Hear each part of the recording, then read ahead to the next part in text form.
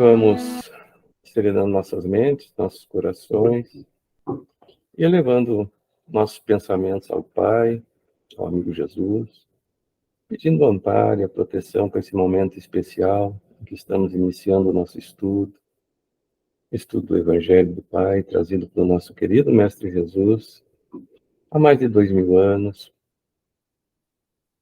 E nós, então, nessa jornada evolutiva que estamos, tentando entender essas palavras luminosas que o Mestre nos deixou, mas ainda sem entendê-las direito, quando então ele promete que enviaria para nós um Consolador e que nos explicaria o que ele deixou subentendido, porque nessas épocas ainda não tínhamos o discernimento para entender toda a verdade.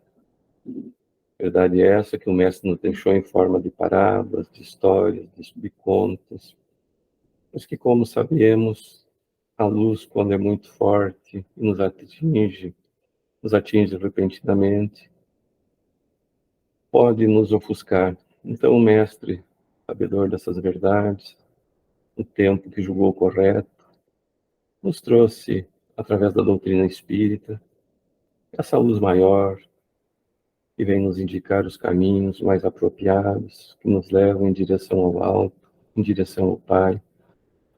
Por isso a importância de estarmos estudando a boa nova que o Mestre nos deixou há mais de 2000 anos.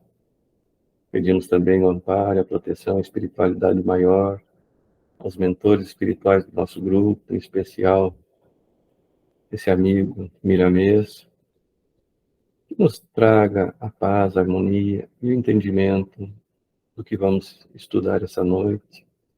E também aqueles irmãos nossos que não puderam participar desse encontro, que sejam agraciados com esses bálsamos benfazejos de muita paz, de muita harmonia e de muito entendimento. E assim seja. Passamos então para a Jôcia o estudo do Evangelho.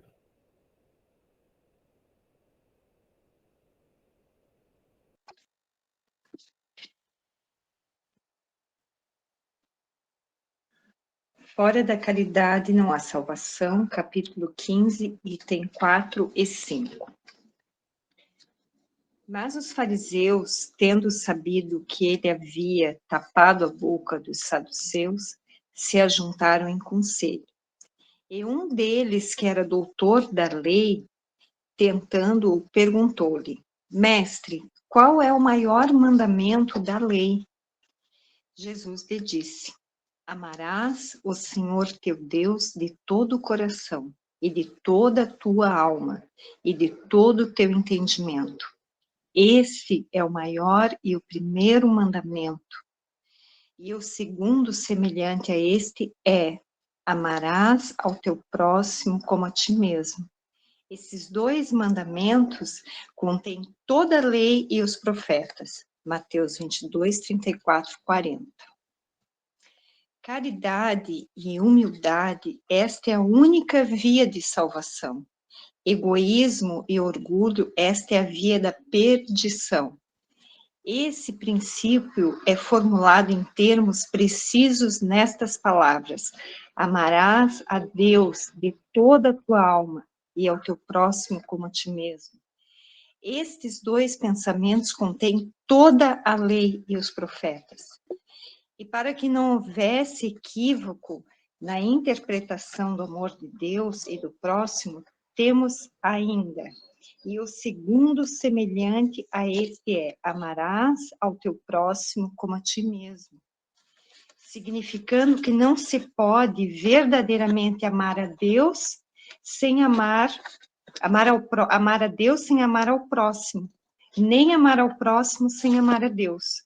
Porque tudo quando se faz contra o próximo é contra Deus que se faz. Não se podendo amar a Deus sem praticar a caridade para com o próximo. Todos os deveres do homem se encontram resumidos nesta máxima: fora da caridade não há salvação. Então, meus irmãos, né? Hoje foi um dia muito desafiador para mim, sabe? Já alguns encontros nossos eu não tenho conseguido participar totalmente, né, no tempo todo, porque eu estou com uma lesão na minha mão que me dói muito, sabe? Enfim, hoje fui novamente para o hospital e eu vou ter que fazer uma cirurgia. Hoje foi um dia com muita dor, eu estou à base de remédios, né?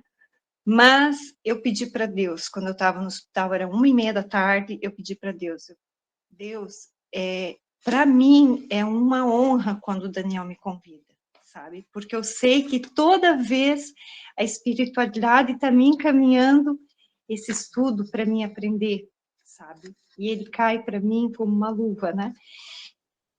Eu vim para casa, já eram 4 horas, entendeu? E muitas vezes, né, meus filhos, mãe, liga para o seu Daniel, pede para arrumar outra pessoa. Eu falei assim, não, é para ser para mim.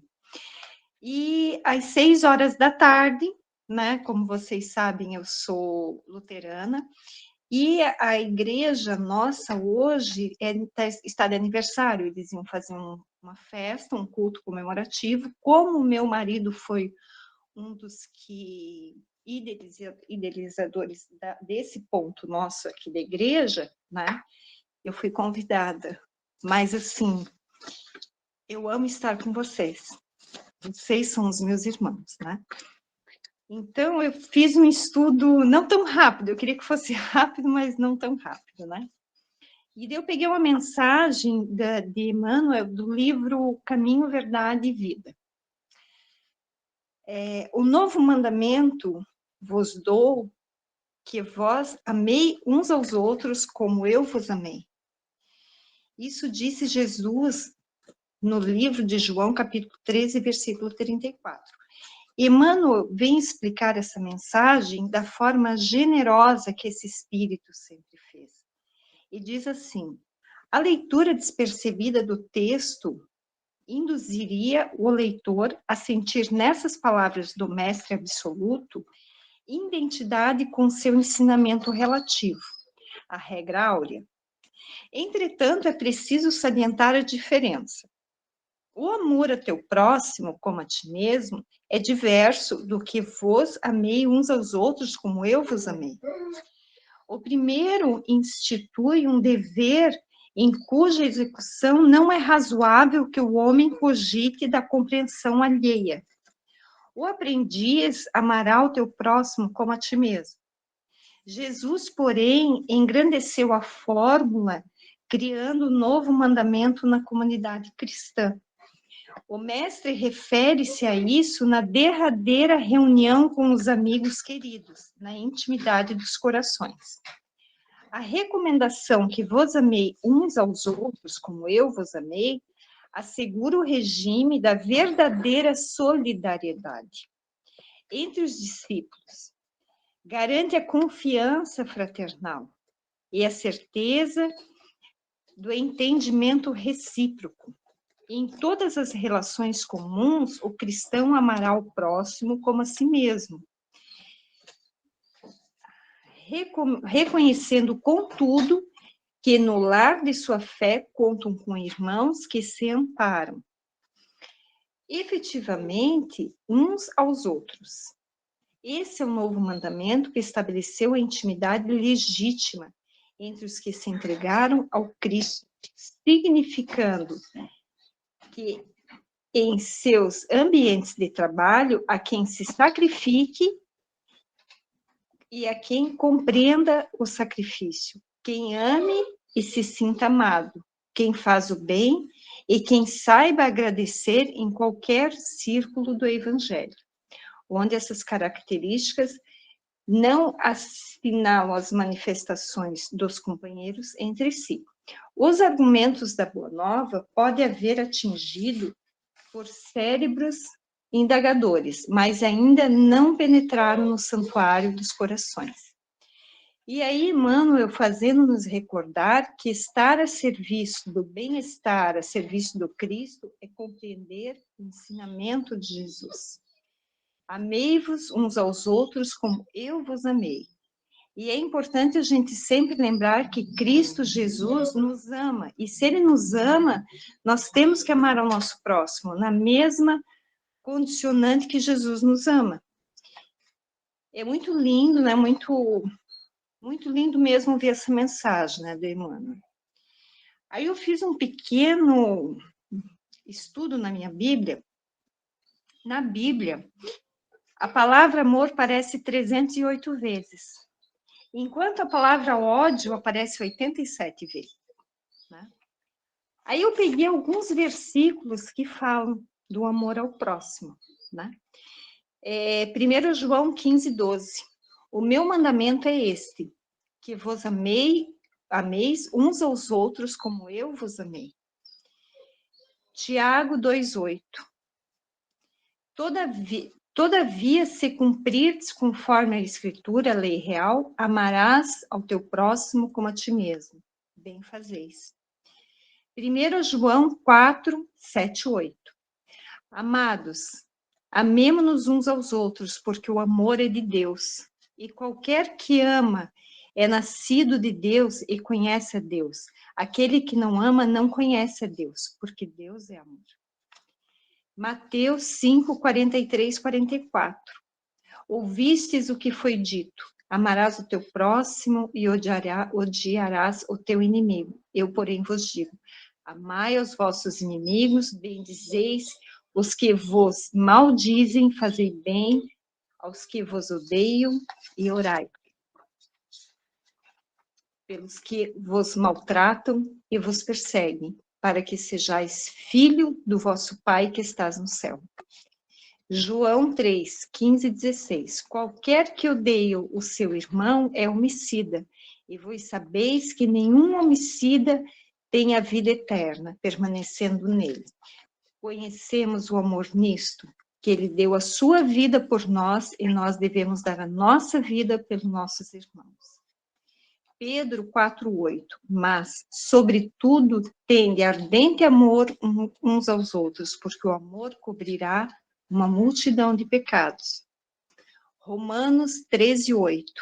A ninguém deveis coisa alguma, a não ser o amor com que vos amei uns aos outros, porque quem ama aos outros cumpre a lei. João 3:16. Nisso conheceremos o que é o amor. Jesus Cristo deu a sua vida por nós e devemos dar a nossa vida por nossos irmãos. E a que eu acho mais bonita, Coríntios, né, de Paulo. Coríntios 7. Quem não ama não conhece a Deus, porque Deus é amor. E só mais um pedacinho, né, porque eu costumo, durante o dia, escrever algumas coisinhas e botar na minha Bíblia. E eu procurando, eu achei, e eu quero compartilhar com vocês, né? Se alguém te procura com frio, é porque você tem um cobertor. Com alegria, porque você tem um sorriso. Com lágrimas, é porque você tem um lenço. Com versos, é porque você tem a música. Com dor, é porque você tem um curativo. Com palavras, é porque você tem a audição. Com fome, é porque você tem um alimento. Com beijos, é porque você tem o mel. Com dúvidas, é porque você tem o caminho. Com orquestras, é porque você tem o estímulo. Com fantasias, é porque você tem a realidade. Com desespero, é porque você tem a serenidade. Com entusiasmo, é porque você tem o brilho. Com segredos, é porque você tem a cumplicidade. Com tumulto, é porque você tem a calmaria. Com confiança, é porque você tem a força. Com medo, é porque você tem o amor. Ninguém chega até você por acaso. Em tudo há um propósito de Deus. O mundo está nas mãos daqueles que têm coragem de sonhar e correr o risco de viver seus sonhos, cada qual com seu talento. E esse eu acho primordial, né? De Paulo de Tarso. O amor é paciente, é bondoso, não é arrogante, não se ensoberbece, não é ambicioso, não busca os seus próprios interesses, não se irrita, não guarda ressentimento pelo mal sofrido, não se alegra com a injustiça, mas regozija-se com a verdade. Tudo desculpa, tudo crê, tudo espera e tudo suporta. Porque eu acho que essa é a maior caridade que a gente pode dar para um irmão, sabe? É os nossos ouvidos para escutar e o nosso amor por ele. Desculpa se eu fui muito longa. E, mais uma vez, eu amo muito vocês, meus irmãos. Muito obrigado por tudo. Obrigada. Obrigado, Josi, por nos trazer esse estudo. E também, talvez você não tenha percebido, mas tu está nos dando belos exemplos. Por exemplo, quando Chico perguntou ao Emmanuel o que ele precisava, né, para ser espírita, para ser um bom espírita, enfim, para estar na doutrina espírita, e Chico disse: tu precisa de 3 coisas. E quais são? Disciplina, disciplina e disciplina. Sem disciplina, nós não conseguimos atingir nossos objetivos maiores, né? Então, com isso, nos demonstra que tem disciplina. E quando a doutrina espírita introjeta o nosso ser, nós não conseguimos mais abandoná-la, né? Agora, se só nós entramos na doutrina espírita, nós saímos a qualquer momento. Mas quando ela entrou no nosso íntimo, lá dentro, nós não saímos mais porque nós não conseguimos. Nós passamos a entender as verdades maiores, né? E todos nós sabemos aquelas palavras do Chico, né? Quando a gente fala, fora da caridade não há salvação. Lembram o que Chico disse, né? Se Allan Kardec tivesse dito, fora do espiritismo não há salvação, ele não seria espírita, né? E nós vemos as igrejas falando, né? Fora da igreja tal não há salvação. Elas são exclusivistas, né? Como se só eles tivessem esse poder de nos salvar, não é? E tem uma outra coisa que Allan Kardec fala. Eu não vou citar o livro dele agora, eu não lembro se foi Viagem Espírita, o que é o Espiritismo, eu não lembro. Em que ele diz que a doutrina espírita, quando você falou, eu sou luterana, né? Allan Kardec diz assim, a doutrina espírita não veio aqui para fazer com que as pessoas mudem de religião, saiam da luterana para a católica, da católica para essa ou para aquela, ou para a doutrina espírita. A doutrina espírita veio para trazer uma nova forma de ver a religião, o ensino do Cristo, uma nova forma de proceder para nós. Então, não importa que religião essa pessoa era, ou se continua, o importante é que os ensinamentos da doutrina espírita nos façam com que nós efetuemos em nós essa nossa reforma, essa nossa auto-reforma íntima, né? Ela não está aqui para dizer que tu não pode mais ser luterano, agora tem que ser espírita, não. Ela está aqui para te mostrar uma nova forma de entendimento do Evangelho, da Boa Nova que o Mestre nos trouxe. Agora, se você acha que deve continuar sendo luterana, evangélica, católica, isso é uma decisão tua ou de qualquer outra pessoa, né?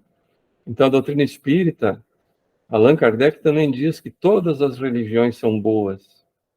Não vejo uma religião espírita, e eu acredito que seja a única que não faz essa discriminação.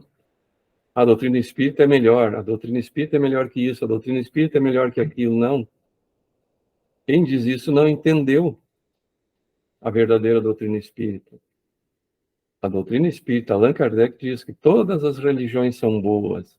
Quando nós observamos alguém que não se modificou, digamos que eu conheci uma certa pessoa que ela tinha muitas coisas que eu considero equívocos, e essa pessoa não se modificou, vamos colocar assim, a bebida, a maledicência, enfim, e essa pessoa não se modificou para melhor, a culpa não é da religião, porque todas as religiões pregam o quê?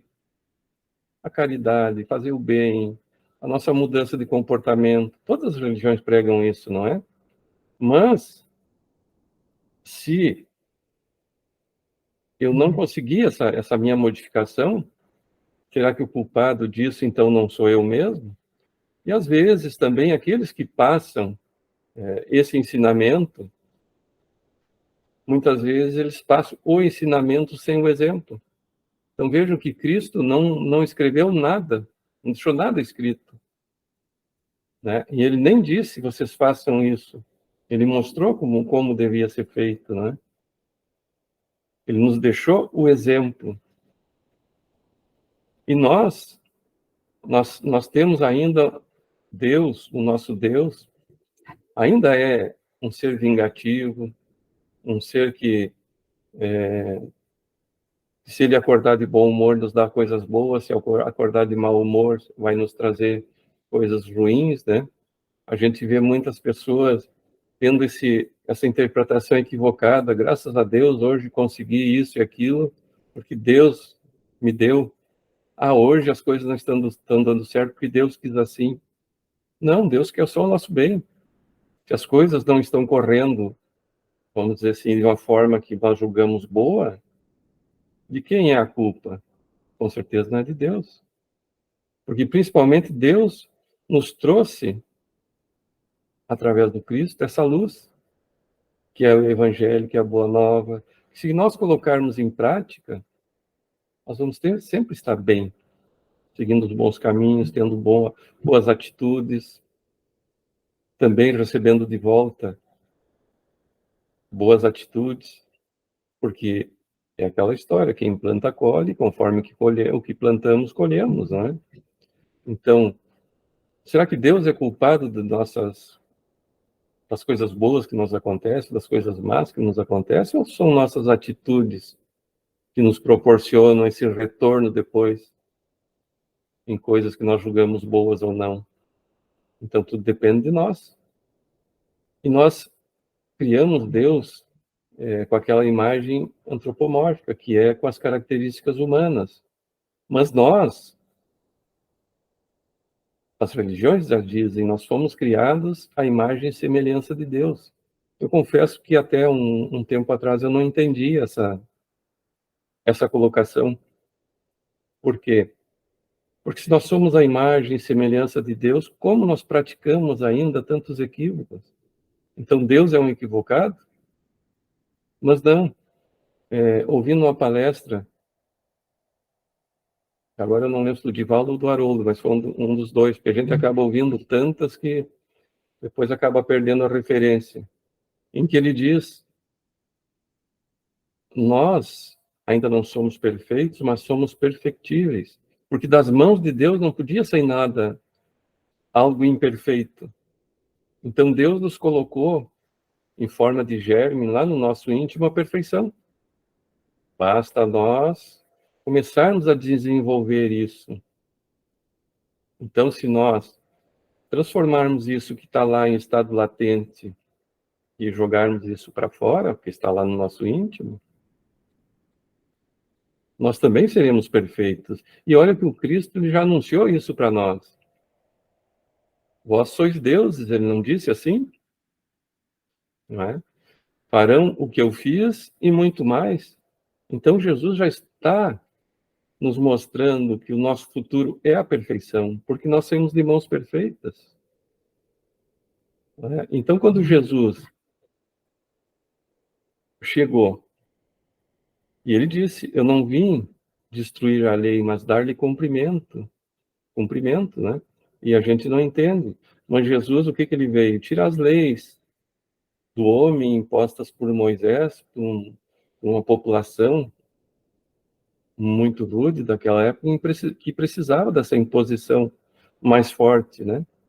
E Jesus julgando que 1.500 anos depois de Moisés, a humanidade já tinha avançado a um ponto de receber um outro tipo de instrução, retirar as coisas dos homens e deixar somente as leis de Deus. Então, o que nós vimos aqui? As duas leis, das 10 leis, foram transformadas em duas. Amar a Deus sobre todas as coisas e ao próximo como a si mesmo. É o que foi, o que a Justiça nos apresentou, o maior mandamento, não é? Então, é claro que nós ainda nas nossas imperfeições, e agora eu falo por mim, ainda é difícil amar o próximo, aquele não tão próximo, devido às nossas imperfeições, não é? Então, como ainda vamos amar nossos inimigos se nós temos tantas imperfeições? Nós devemos lutar no nosso dia a dia contra essas nossas imperfeições. Eu achei interessante, eu sou muito de bisbilhotar tudo um pouquinho. Eu tiro amanhã para olhar na internet tudo um pouco. E eu estava bisbilhotando essas coisas de Face. Uma pessoa apareceu ali no meu Face, não é minha amiga, nada, e eu fui ver o Face dessa pessoa. Interessante que dizia assim, como é que eles lançam aquele desafio, não é? Ali no Face, ou é de foto, é de algum texto, alguma coisa, e tinha um desafio assim. Eu achei muito interessante. Está lançado o desafio, vamos modificar o mundo? E aí eu pergunto, isso é uma questão de interpretação nossa, como nós vamos modificar o mundo? Aí eu peço auxílio dos universitários, me auxiliem. Como nós vamos modificar o mundo? De que forma? Gostaria de ouvi-los. Quem é que poderia me auxiliar nessa questão? Gorete? Vocês me ouvem? Estão me ouvindo? Estou te ouvindo. Bem? Eu acredito que a gente sabe, né, que tudo começa por nós, né? Pela nossa reforma íntima, pela nossa melhoria, pelos nossos esforços e nos mantermos, né, dignos, corretos, humildes, procurando sempre agir de acordo com os ensinamentos, né, de Jesus, que nós aprendemos no Evangelho, né? Então, se a gente conseguir, devagarinho, aos pouquinhos, e minimizando em nós as nossas mazelas, que são as nossas dificuldades, né? Que nós trazemos já anteriormente. Temos da presente existência, temos das anteriores que se apresentam também, né? Nessa vida. E geralmente elas são bem pontuais, né? A gente acaba aprendendo quais são, porque vez ou outra elas se apresentam e é um momento de dificuldade mesmo. Mas se a gente for devagarinho, buscando, com confiança, com paciência, com fé, né?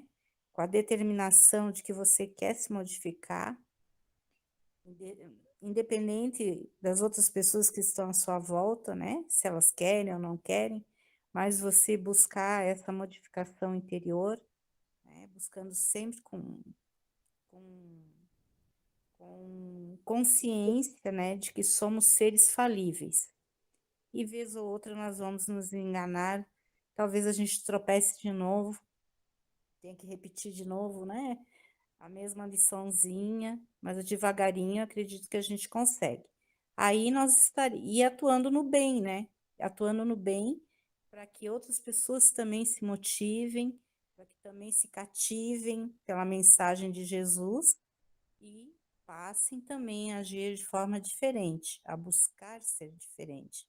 Hoje ainda vi no, no YouTube, no TikTok, um posicionamento da Maísa, que ela falava o seguinte, assim, bem rapidinho, né? Que a espiritualidade maior, ela não despreza os nossos esforços, né? Mesmo que a gente vá devagarinho, mas não nos desprezam, nunca nos despreza. Então a gente tem que ter essa confiança em Deus e nos espíritos bondosos que nos assistem, que eles acreditam em nós, que nós vamos conseguir. É claro que tem um tempo aí, né? Isso aí, daí depende de cada um, né? Esse tempo maior ou menor, né? Da aceitação, da paciência, da renúncia. Vou parar por aqui, né? Senão demora demais. Obrigada. Por favor, não achem que é demais. Sempre é o necessário. Sempre que falamos é o necessário. Mas isso é verdade, e eu estava lembrando o que a Júcia falou, né? Que caiu para ti porque era para ti, E daí você foi ver isso. E realmente, o estudo do Evangelho, muitas vezes, isso já foi comentado outras vezes, inclusive a Marilene, o Edgar, em que a gente diz assim, puxa, o Evangelho está viciado, está sendo sempre na mesma mensagem. E será que não é porque nós precisamos ouvir essa mensagem várias vezes? Não é? E aí nós interpretamos, às vezes, de forma equivocada e até mudamos. E aí, vendo, olhando, essa mensagem, esse desafio, vamos dizer assim, me chamou a atenção porque encaixa nessa nossa mensagem de hoje, né? O maior mandamento.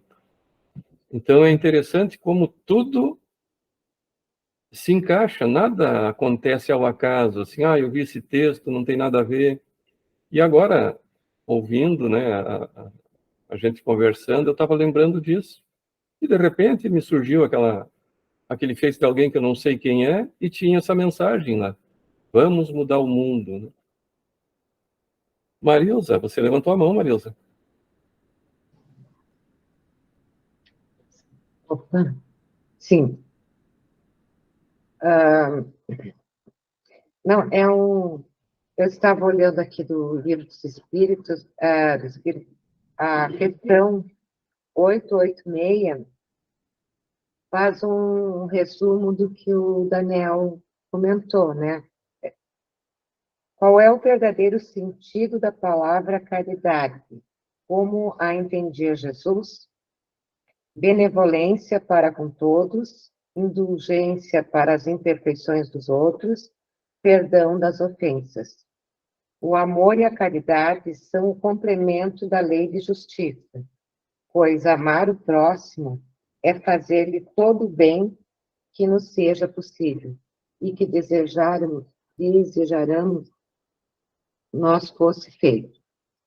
Tal o sentido dessas palavras de Jesus: amai-vos uns aos outros como irmãos. A caridade, segundo Jesus, não se restringe à esmola, abrange todas as relações em que nos achamos com os nossos semelhantes, sejam eles nossos inferiores, nossos iguais ou nossos superiores. Ela nos prescreve a indulgência, porque de indulgência precisamos nós mesmos, e nos proíbe que humilhemos ou os desafortunados, contrariamente ao que se costuma fazer.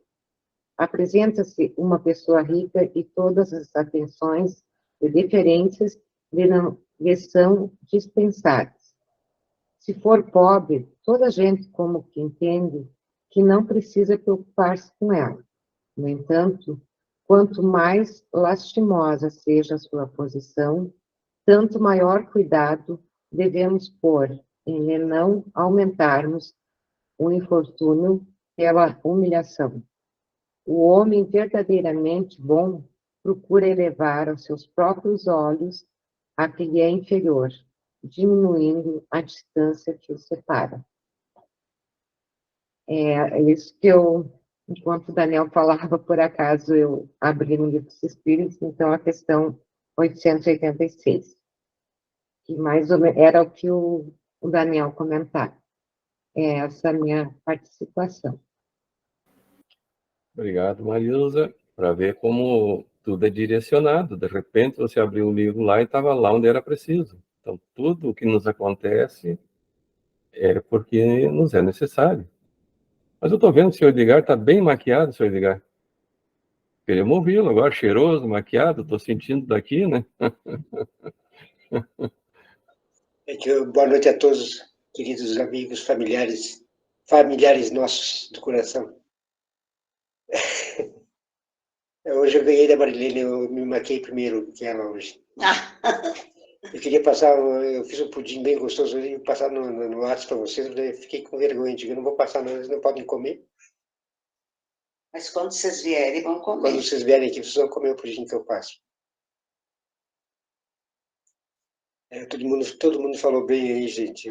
Falar sobre o amor, né? Sobre o amor, amar a Deus, sobre todas as coisas, o próximo como a si mesmo. Vocês já resumiram tudo. Vocês me deixaram sem palavras, mas cada um de nós tem que dar uma parcelazinha nossa, né?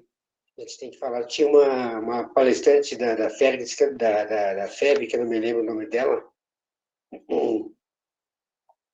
ela ia falar sobre a virtude e sobre o homem de bem. Mas assim, eu estou com vergonha de falar. Começou 7 da tarde, porque eu tenho meus netos, né? E eu corrompo meus netos. Estou ensinando eles a ser corruptos, estou corrompendo eles desde pequenos já. Eu chego para eles assim: se você fizer tal coisa, a vovó dá tal coisa. Se você fizer o tema direitinho, a vovó vai dar um doce bom para você. Então a gente fica pensando, né? Quanto nós temos, como vocês falam, todos vocês falaram, né? Quanto nós temos que melhorar a nossa reforma íntima. Mas não podemos ficar tristes, não. Porque a cada passinho que a gente dá, a gente vai para frente, para trás, a gente não volta. Eu tenho certeza que não. Podemos até estacionar um pouquinho, né, Daniel? Mas voltar para trás, não. Como o Daniel falou ali, vocês falaram, o nosso objetivo da nossa reencarnação é evolução. Então, nós vamos evoluindo devagarinho, devagarinho, vamos estudando, vamos tropeçando, vamos nos equivocando, que nós não somos perfeitos, como vocês falaram, a gente não é perfeito mesmo, né? Mas Deus é tão bom com a gente, né? Um Pai tão bom que concede várias oportunidades para nós nos corrigir. Isso é muito importante para todos nós.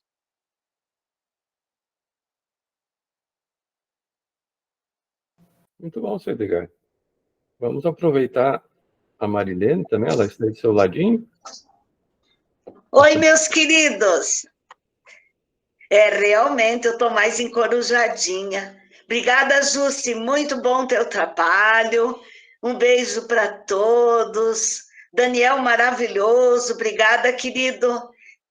Nós temos que mudar o mundo, mas para começar, mudar o nosso, né, queridos? O nosso mundo, para a gente se tornar melhor e contagiar as pessoas, para que daí mais pessoas procurem mudar o mundo. É verdade, né, Marilene? Nós sempre queremos mudar os outros, mas a nós é mais difícil.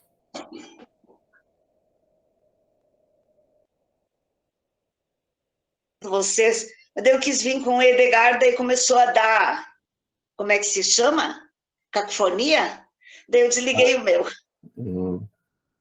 para ficar com o Edgar aqui. Muito E bom. com vocês, claro. Claro. Esse grupo é maravilhoso, Jússia. A gente não se encontrou por acaso. Que bom que a gente está junto, todo mundo. Estamos todos caminhando de mãos dadas, né, em direção ao Pai. É Mas, verdade. então, Daniel é a árvore que acolhe todos nós. Embaixo dessa árvore a gente está trabalhando todos juntos. É verdade. estamos todos juntos, né, na mesma caminhada. Fátima, tu tem Sim. algo a nos passar, Fátima? Oi, hoje eu vou tentar falar um pouquinho da minha caminhada aqui, aproveitando, né, a Jússia, que foi tão feliz, né, com a introdução dela. Eu estou há 3 anos, né, no estudo, eu já percebi que eu mudei um pouquinho, inclusive minha forma, né, de fazer oração, de fazer prece, de agradecer, né. Eu li muito essa semana sobre o próximo, né, quem é o nosso próximo, para entender, né, o próximo é o que está próximo de nós, né? Pode ser no elevador, na fila do banco, no mercado, na nossa família, na nossa casa. Então, é o próximo ser humano que está na sua caminhada, né? Não importa o que ele representa de parentesco na sua vida, enfim.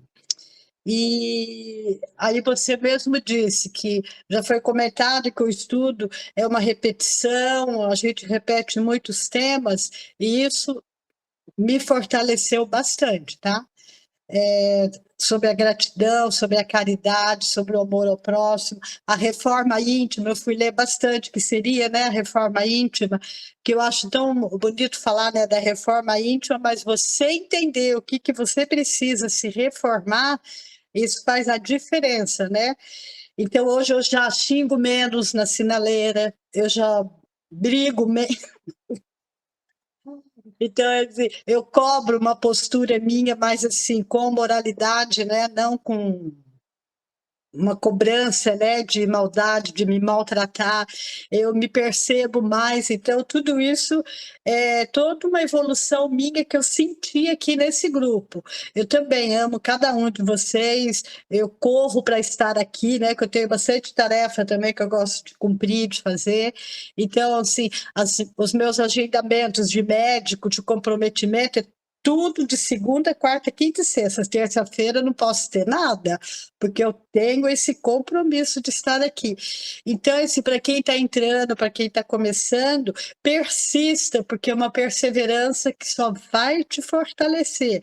Eu me sinto, assim, muito bem, eu me sinto num momento especial da minha vida.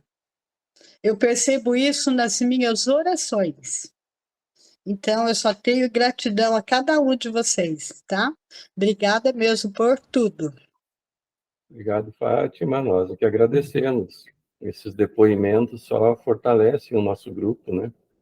E uma coisa que tu falou que é muito importante, o comprometimento, né?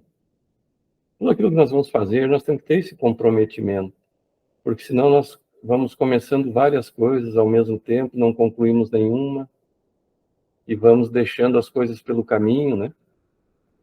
Eu sempre cito isso, no nosso grupo, nós somos em 40 pessoas. Quantos participam efetivamente do nosso grupo de estudos, né? Então, a gente vê que, num grupo isso não é uma crítica, isso é normal, né? E a gente vê quantas vezes também eu, no passado, me comprometi a fazer coisas e acabei não fazendo, porque isso ainda é nosso, né, de ser humano. A gente, às vezes, quer abraçar muitas coisas para fazer e não consegue. Então, vamos fazer uma coisa de cada vez e concluir. Uma vez, eu tinha um colega meu que estava tocando, aprendendo a tocar violão, assim, eu gostava de música gaúcha, e estava tocando.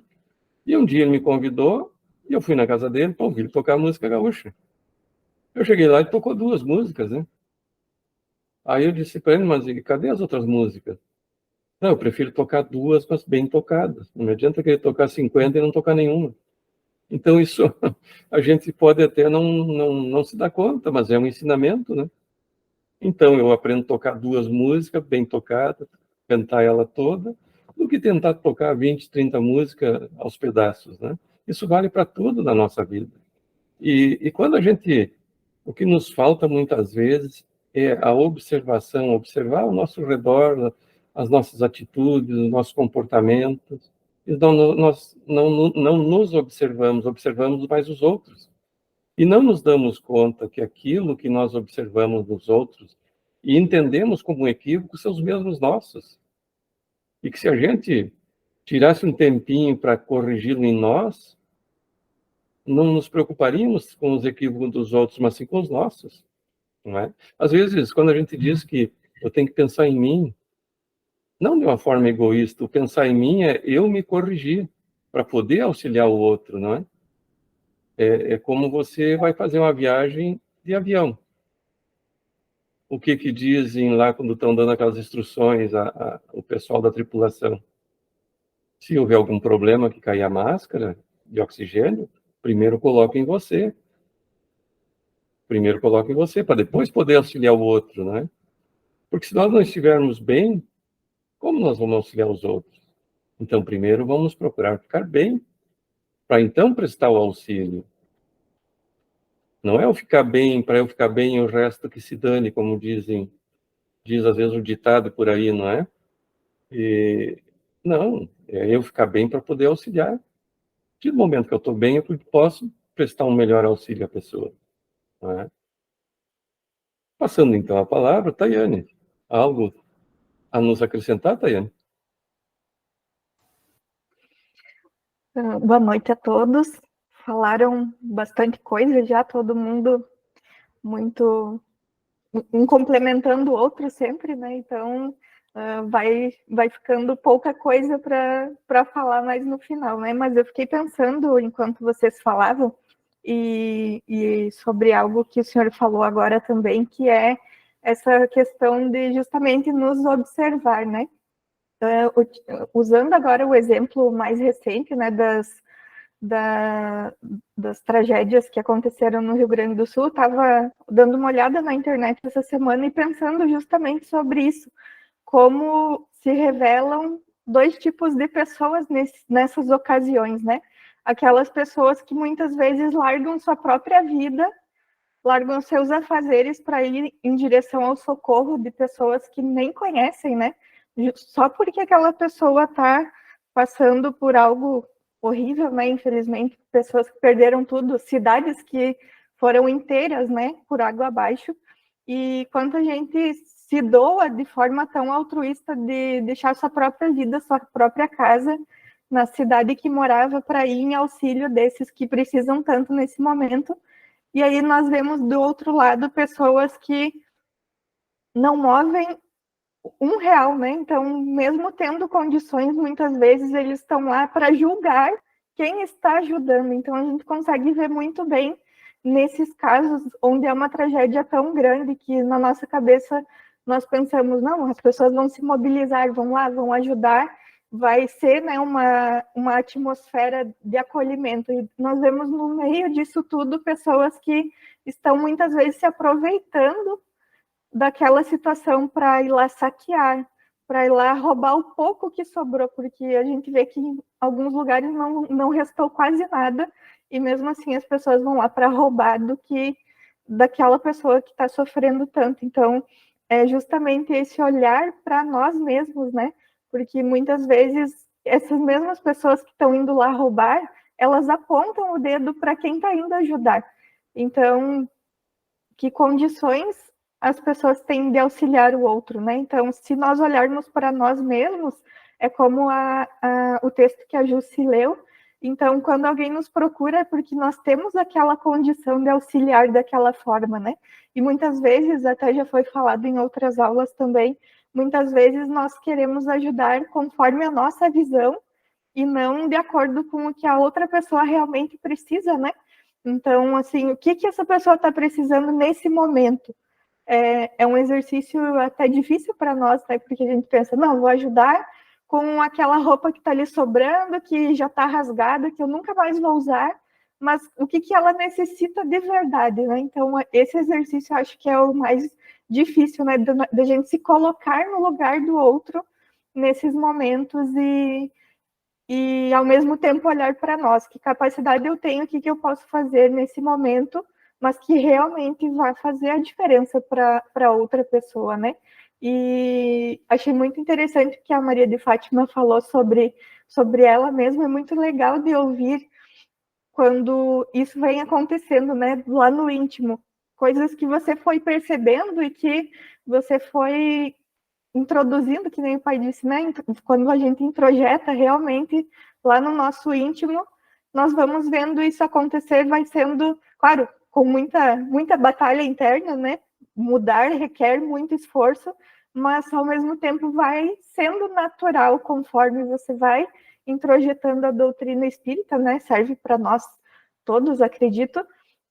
Vão acontecendo essas coisas, vou me percebendo mais, então vai se tornando menos difícil com o tempo, né, de olhar para o eu mesmo e ir fazendo essas mudanças. E é exatamente isso, né? Mudar o mundo começa por nós mesmos e, ao mesmo tempo, quando nós olhamos ao redor, a gente vê, assim, quanto orgulho e egoísmo, né, que é o que fala o texto também, existe ainda tão forte em alguns seres que eles não conseguem enxergar, né, a necessidade do outro, porque eles enxergam somente eles, mediante tragédias, eles continuam pensando somente no seu bem-estar e não conseguem mover uma palha, né, como diz o ditado, para ajudar o próximo. Então, era essa a minha contribuição para hoje. Muito bom, é isso mesmo. É nesses momentos que a gente percebe, né, que a humanidade ela se desnuda, assim, aqueles que têm que mostrar o que realmente são, eles se mostram nesses momentos, né? E a gente percebe assim que isso não é no Brasil, é no planeta todo, né? Quando a humanidade parece estar se desviando daquele caminho, né, pregado pelo Cristo que ele nos deixou, que é da caridade, do amor ao próximo, desse entendimento, sempre surge uma tragédia assim, né, que é para a gente interpreta como algo ruim, desagradável, mas esses momentos é que fazem com que nos unamos, né? Com que uns auxiliem aos outros, e para que a gente venha desenvolver essa compaixão, para que a gente pratique a caridade, não é? Então a gente vê, alguns ainda não entenderam isso, mas a humanidade já está entendendo, não é? Infelizmente, alguns entendem, por exemplo, de forma equivocada. A gente está vendo essa guerra sem fim que começou já faz mais de um ano, não é? As nações estão se unindo com a nação invadida, mas não para resolver o conflito. É como colocar gasolina no fogo, porque cada nação quer levar mais arma para essa nação invadida. Por que não tentamos, né, uma reunião, uma conversa, um entendimento entre as nações? Porque quanto mais armarmos uns aos outros, dificilmente vai se solucionar o problema com armas, né? E a gente vê, voltando ao nosso tema, né, ainda temos muitos os Judas, né?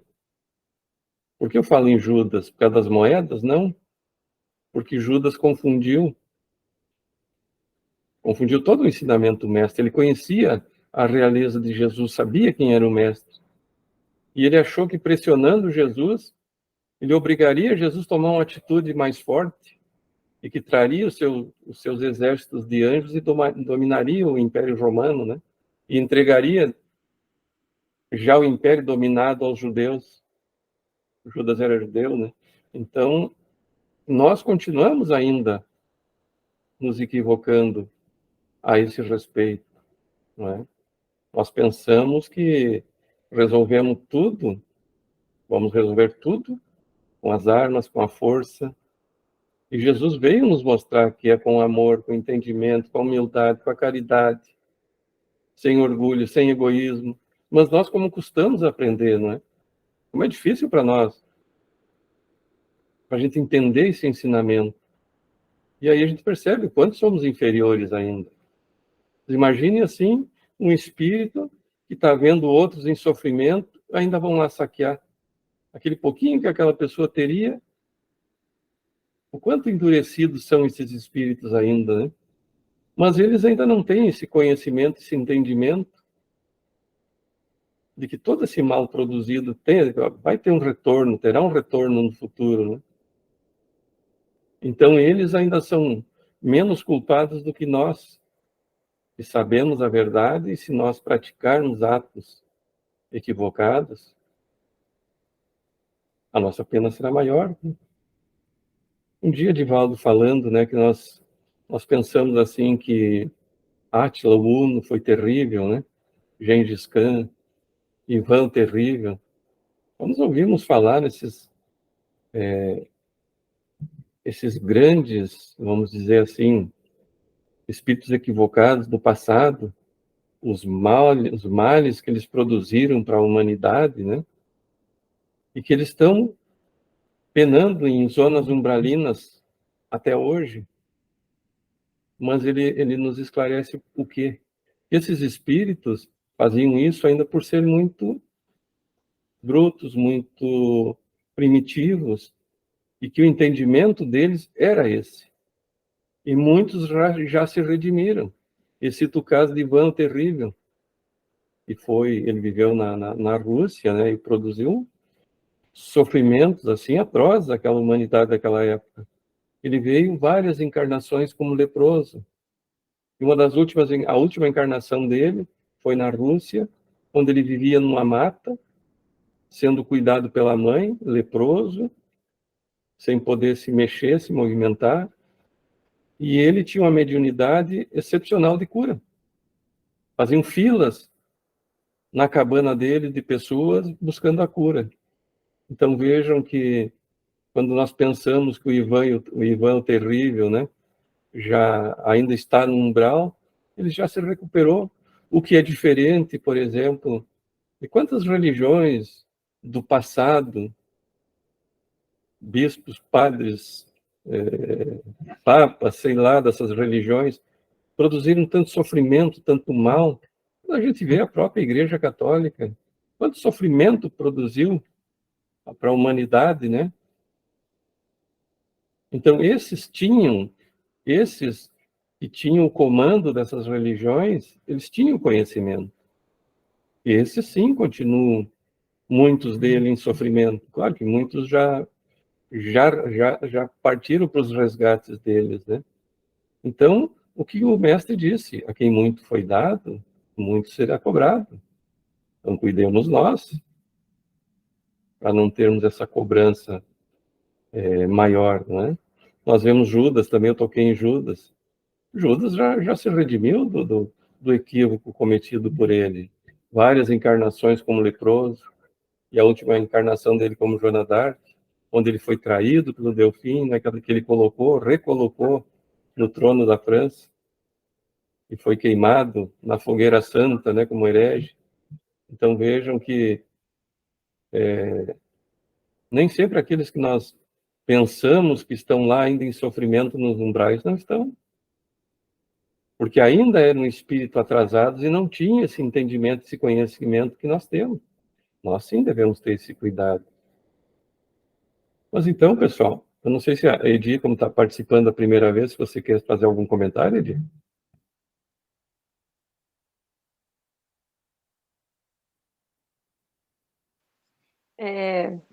Boa noite a todos. Obrigado pelo convite. E agradecer a Jus, né? Porque é minha vizinha e, por incrível que pareça, conheço ela assim de vidas, né? Passo sempre na mercearia dela ali. E um certo dia, fazendo uma caminhada, eu fiquei sem internet e acabei chegando ali.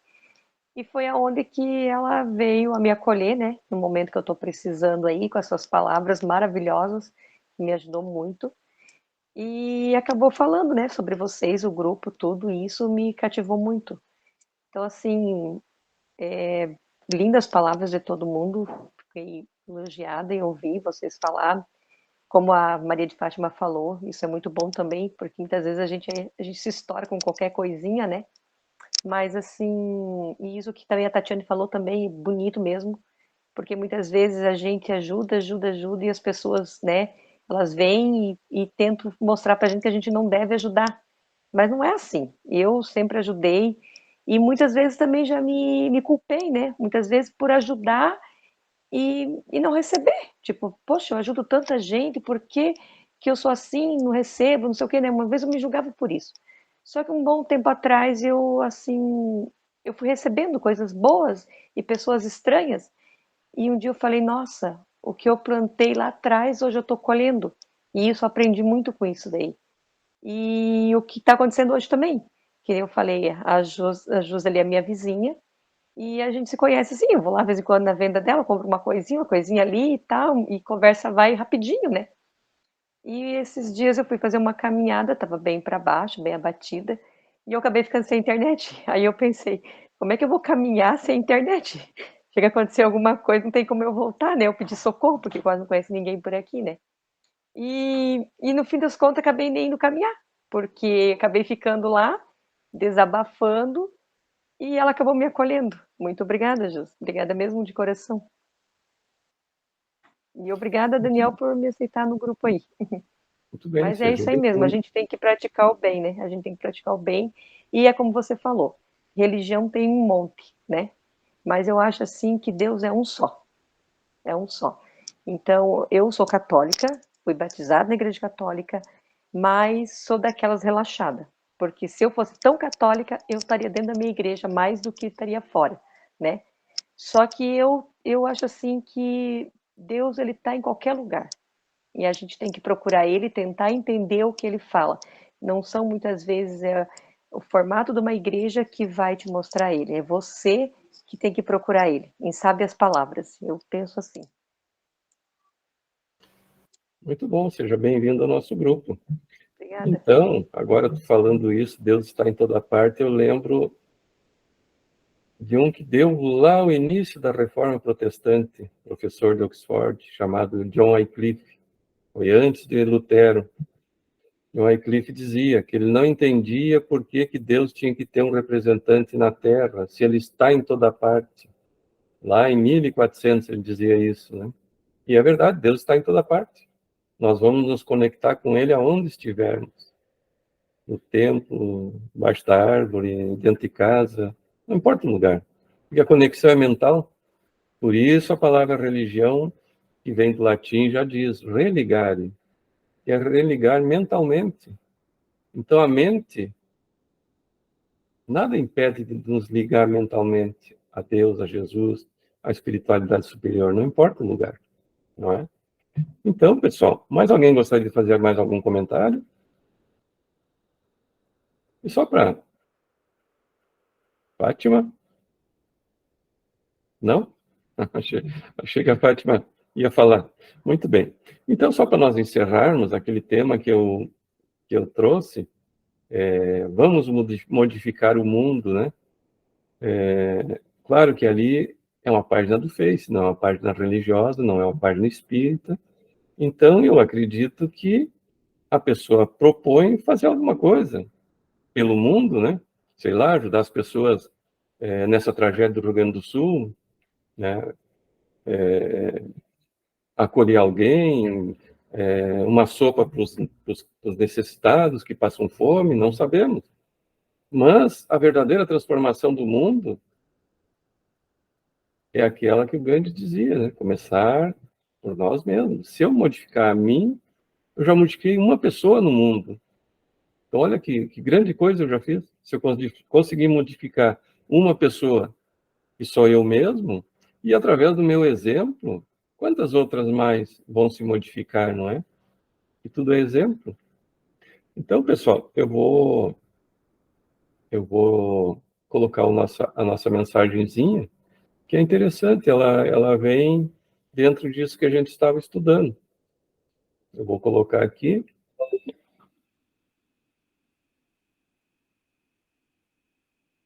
Estão conseguindo ver a nossa imagem? Essa natureza, essa bela natureza, esse riacho de águas calmas, cristalinas, né? A gente sentado ali naquela pedra, observando, meditando, e se reconectando a Deus, a Jesus e aos Espíritos, né? Uma maravilha. Então, a nossa mensagem de hoje, ela diz assim, conseguem ler a nossa mensagem? Eu errei a cor, deixei ela muito clarinha, né? Compadece-te dos enfermos e dos famintos e reparte com eles as migalhas do bolso e os recursos do prato.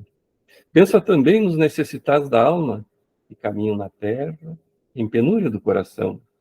Então vejam que é importante, né?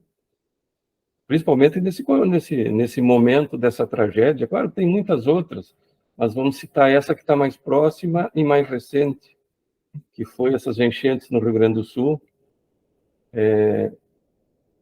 Nós podemos nos compadecer e auxiliar esses enfermos sem grandes recursos, né? Mesmo tendo poucos recursos, nós podemos auxiliar. Se não, com a nossa presença física lá, mas com oração, com boas vibrações para essas pessoas que estão passando por esses momentos, mas também, em especial, porque nós sempre lembramos dessas pessoas que estão passando por essas necessidades, não devemos esquecer dos doentes da alma, né? Que são esses aqui, os necessitados da alma, que é o que a Tayane citou. Essas pessoas que estão lá ainda subtraindo das pessoas um pouquinho que elas têm, esses são os doentes da alma, que também precisam da nossa compaixão, porque eles são doentes, e são os da alma. Não é? Então, nós podemos atender a todos sem estarmos presentes fisicamente, com oração, enviando bons pensamentos, boas energias, não é? em todos os momentos. Então, essa é a nossa mensagem de hoje. E ela está lá no livro chamado Estude e Viva, do Chico Xavier, pelos espíritos André Luiz e Emmanuel. Alguém gostaria de um comentário sobre a nossa mensagem de hoje? Todos tranquilos? Todos prontos para a provinha, então, de logo mais? Já encerrar o nosso... Muitas vezes nem encerramos o encontro, ainda já estamos passando pelas provas, né? Então, pessoal, vamos prosseguir, então, com o nosso estudo, agora sim, da doutrina espírita. E eu voltando à palestra da Liz. Desejo que uma palestra me marcou, né? Mais importante de ler é como ler, não é? Então, eu volto a citar, não se preocupem com o tempo que vocês vão falar sobre qualquer tema do Evangelho. Porque o importante não é o tempo, mas sim como a gente está estudando esse Evangelho, né? Como esse Evangelho está penetrando o nosso íntimo, né? Com essas nossas trocas, com essas nossas experiências que um passa para o outro, né? Então, tudo isso nos auxilia nesse entendimento do Evangelho. Às vezes pensando, puxa vida, isso aqui é uma coisa minha, será que vai auxiliar? Vai sim. Porque se nós sofremos, se nós tivemos essa intuição de contar algo nosso, é porque vai auxiliar os outros. E quando nós contamos uma experiência nossa, ela é de muito valor. Por quê? Porque são experiências que nós passamos e que os outros também passaram, e que ali adiante eu posso passar, ou se foi uma experiência edificante, ou se foi uma experiência que nos serviu de provas, pode evitar que eu passe por essa mesma experiência, não é? Então, tudo que nós trazemos aqui é importante. Então, pessoal, voltando ao nosso estudo, nós estamos estudando, então, a doutrina espírita. Como eu citei antes, nós estamos no módulo 1, Introdução ao Estudo do Espiritismo, no roteiro 3, que é o tríplice aspecto da doutrina espírita. Então, nós já vimos o aspecto científico, que foi o primeiro, o aspecto filosófico, e estamos vendo o aspecto religioso, né? E o que nós vimos? Então, aqui nós já estamos prosseguindo, que nós já vimos antes, né? Eu vou voltar aqui.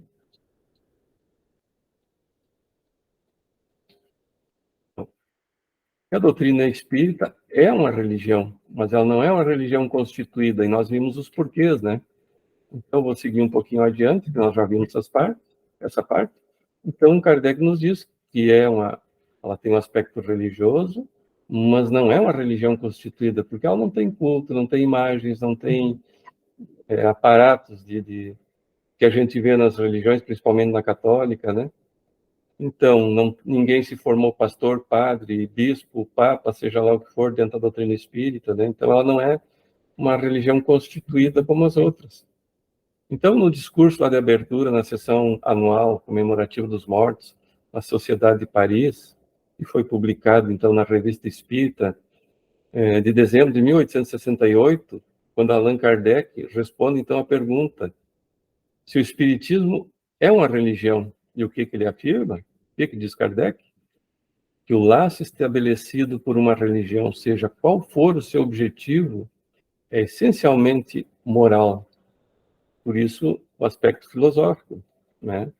Então, que liga os corações, que identifica os pensamentos, as aspirações, e não somente o fato de compromissos materiais que se rompem à vontade, ou da realização de formas que falam mais aos olhos do que ao espírito.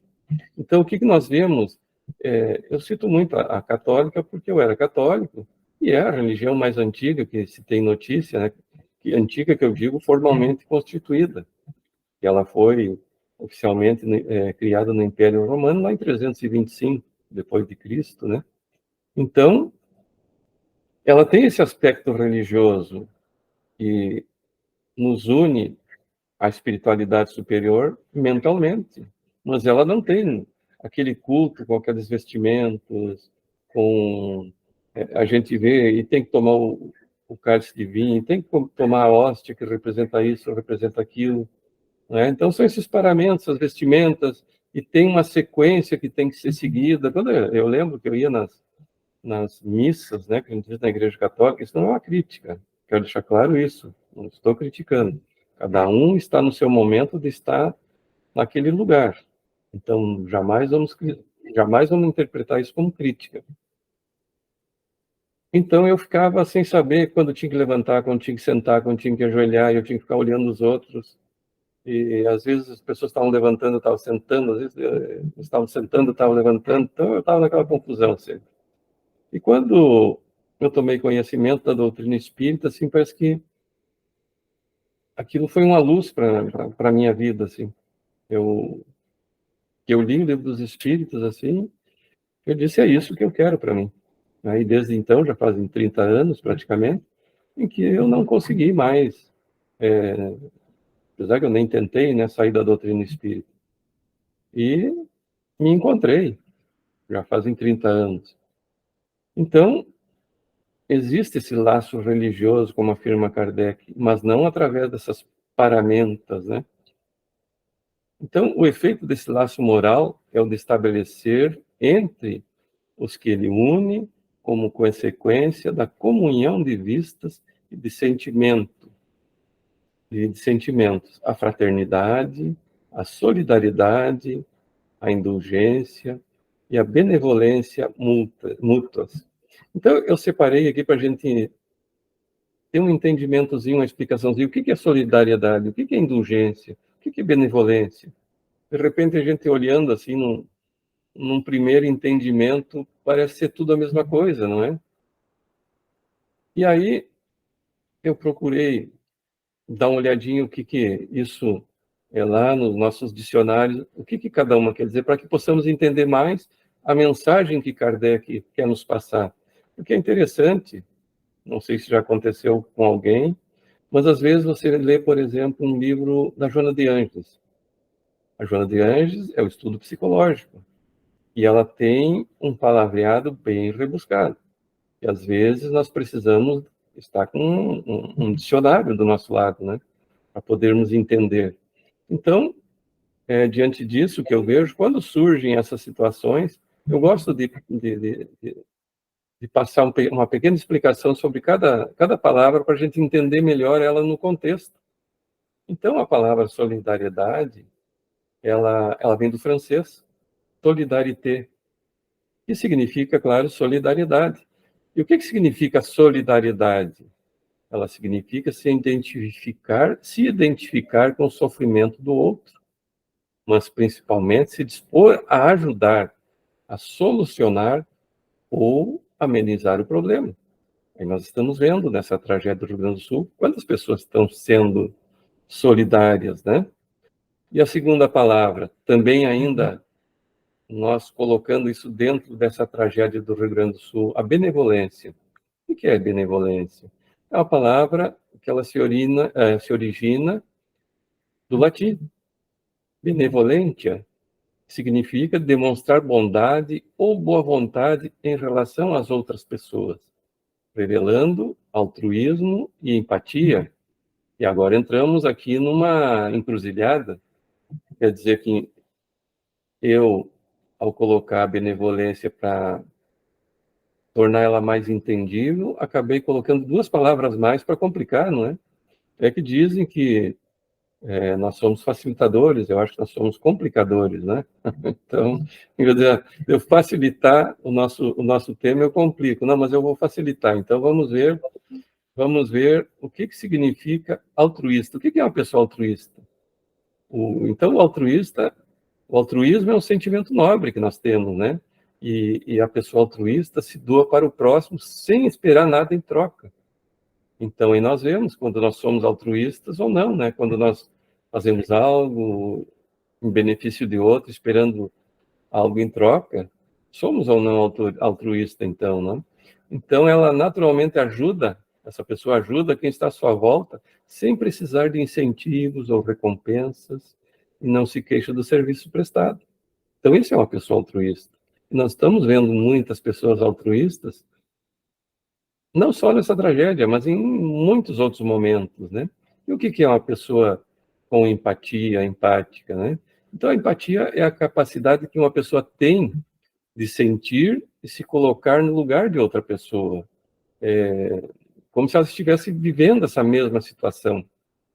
Então, a partir da empatia, é possível entender o sentimento e as emoções do outro. Então, vejam que como isso é importante nós termos esse sentimento altruísta e de empatia agora, nesse momento. Estamos colocando, eu estou falando, é claro, desse momento que nós estamos vivendo, mas isso serve para todos os momentos em que a humanidade necessita, né? Então, continuando aqui o nosso texto, coloquei aqui para a gente poder entender dentro do contexto essas palavrinhas, né? E aí continua Kardec, então, que é nesse sentido que também se diz a religião da amizade, a religião da família, né? Então, se é assim, perguntarão, então, o Espiritismo é uma religião? Continua Kardec. Ora sim, sem dúvida, senhores, responde Kardec. No sentido filosófico, o Espiritismo é uma religião. É a doutrina que funda os vínculos de fraternidade e da comunhão de pensamentos. Então, veja o que a gente estava falando, religar, né? Uma comunhão de pensamentos.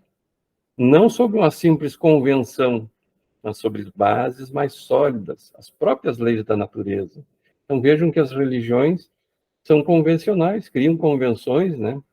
Paramentos ali, que tem que ir para cá, tem que ir para lá, fazer assim, fazer assado, tudo tem que ser certinho, né? E não é assim, a religião não quer dizer isso.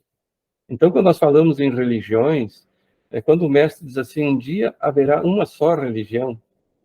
Na verdade, ela é uma coisa só, porque a religião não tem subdivisões, ela é uma coisa só. O verdadeiro sentido da religião é o religário. Nós temos outras filosofias, outras igrejas, outros templos, enfim, mas religião nós já temos uma só. Porque o sentido da palavra religião é um só. Não existe mais de um sentido para essa palavra, né? Então, nós não somos, você é dessa religião, eu sou daquela, aquele é de outra. Não, porque a religião é uma só.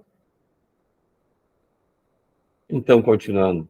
Por que, então, declaramos, essas são as questões feitas a Kardec, né? Por que, então, declaramos que o Espiritismo não é uma religião? Aí confunde, como é uma religião e, de repente, já não é mais uma religião? E aqui Kardec explica isso que eu estou falando. Por que então declaramos que o Espiritismo não é uma religião? Em razão de não haver senão uma palavra para exprimir duas ideias diferentes. Exatamente isso. Não existe duas palavras religião para exprimir ideias diferentes. A religião é uma só. Então, para exprimir duas ideias diferentes. E que, na opinião geral, a palavra religião é inseparável da de culto. Nós, homens, nós atrelamos a palavra religião ao culto. Então, porque desperta exclusivamente uma ideia de forma que o Espiritismo não tem. Então, é isso. Ela é uma religião, mas não é uma religião nesse sentido, né?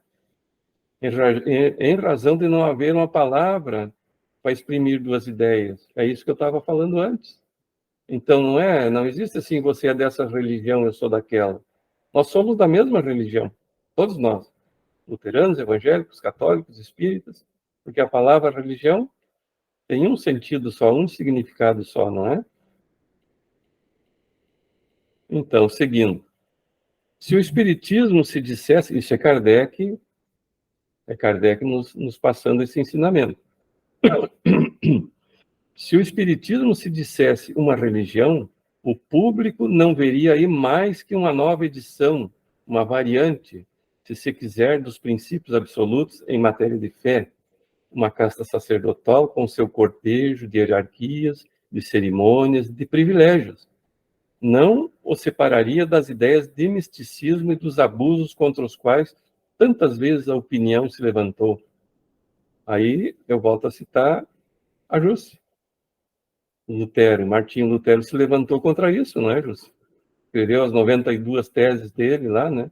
Mas antes de Lutero, teve um padre tcheco chamado Jan Hus, que também escreveu, agora eu não lembro o número das teses dele, na porta da igreja na Tchecoslováquia, porque ele não entendia por que tinham que fazer as missas, rezar as missas em latim, se o povo não entendia nada e falava em tcheco.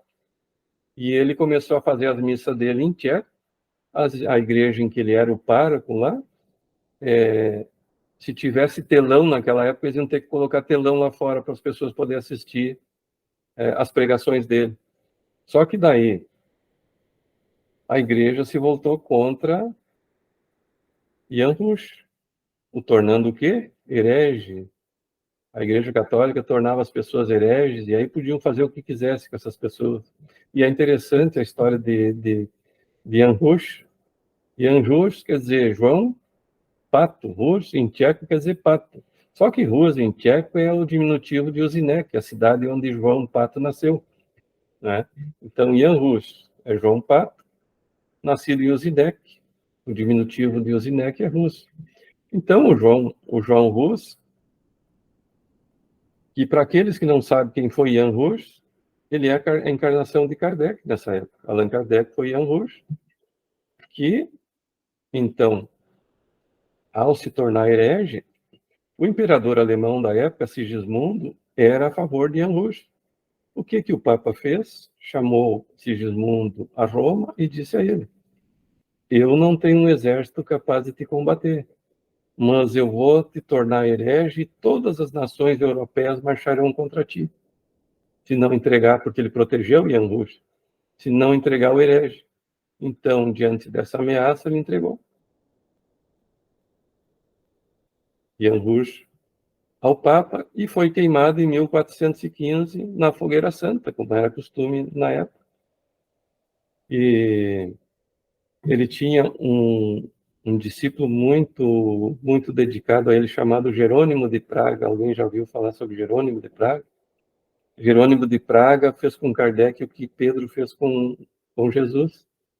Quando ele foi perseguido, ele negou Kardec. Então, em 1415, Kardec foi queimado, ou Jan Hus, na época, foi queimado na Fogueira Santa, mas Jerônimo de Praga logo depois se arrependeu e confirmou tudo que ele tinha dito, e foi queimado na Fogueira Santa em 1416. Então, voltando, né, a nossa... E a gente vê, hoje o nosso tempo está curto, senão eu ia contar um pouquinho mais sobre a religião católica. A religião católica, ela deriva, na verdade, de uma seita pagã romana. Por quê? Porque Constantino percebeu que 25% do império, lá em 325, já era cristão. Então, como diz o ditado, se eu não posso com o meu inimigo, eu vou me unir ao meu inimigo e minar ele de dentro para fora. Foi o que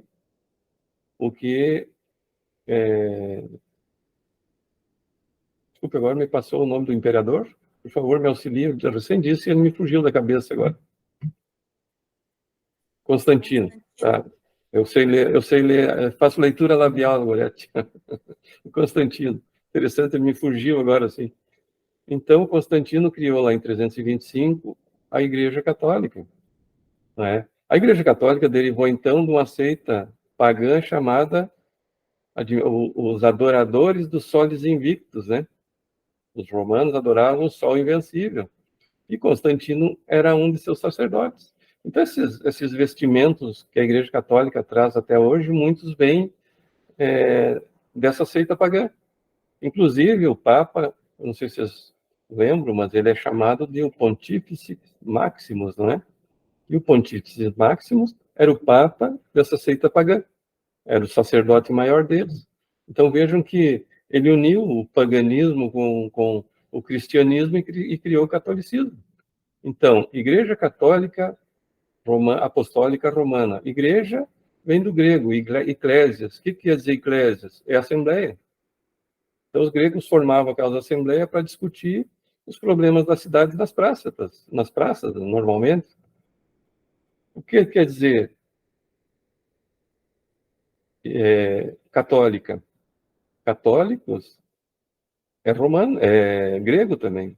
Eclésias, católicas, católicos, o que quer dizer católicos? Universal.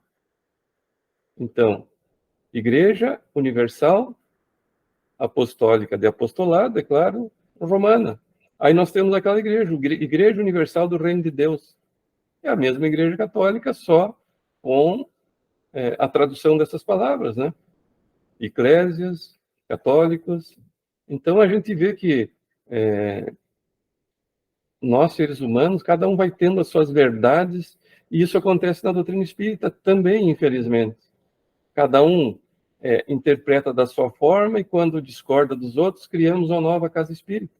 Seu Edgar, que está aí há mais tempo e já como dirigente, né? Seu Edgar sabe bem o quanto aconteceu em Passo Fundo. As pessoas se desentenderem nas casas espíritas, em vez de procurar esse entendimento, né? Profundo outra casa. Bom, se não é do jeito que eu quero, vou abrir uma casa do jeito que eu quero, né? E aí está aí o Bezerra de Menezes até hoje, nessa luta pela unificação, né? Para termos um entendimento só da doutrina espírita, e não ficar criando casas e mais casas e mais casas, cada um colocando o seu entendimento. Por que não nos reunirmos? É o que as federações dos estados fazem, né? Os grandes congressos se reúnem para discutir e ter o mesmo entendimento sobre a doutrina espírita. Mas o orgulho, a vaidade, nos leva a abrir outra casa, porque é como eu quero, eu entendo assim e pronto, né? Eu não aceito a opinião divergente, o entendimento diferente do meu, tem que ser o meu. Muito bem, pessoal, nós estamos já chegando ao final. Alguém gostaria de algum comentário, algo sobre o que estávamos debatendo até agora? Por favor, fique bem à vontade. Lembrei, Daniel, lembrei do Chico, né? Aquele rapaz perguntou para o Chico, Chico, qual é a melhor religião? Chico respondeu, a tua é a melhor religião. Aquela que te faz bem. Faz melhor. É que cada um quer impor a sua vontade, a sua forma de ver as coisas, né? E esquecemos que cada um está no seu momento, naquele local, e aquele é o local certo para ela, como o seu Edgar falou, que o Chico falava, né? Cada um está no seu momento para aquilo. Então, o que cabe a nós? Respeito, né? Respeitar o momento de cada um. Muito bem, pessoal. Então, hoje encerramos o nosso encontro. Vou pedir, então, hoje, para encerrar o nosso encontro, Gorete, tu pode fazer a prece para nós? Antes de você fazer a prece, Tayane, tu pode fazer a leitura do Evangelho para nós no próximo encontro?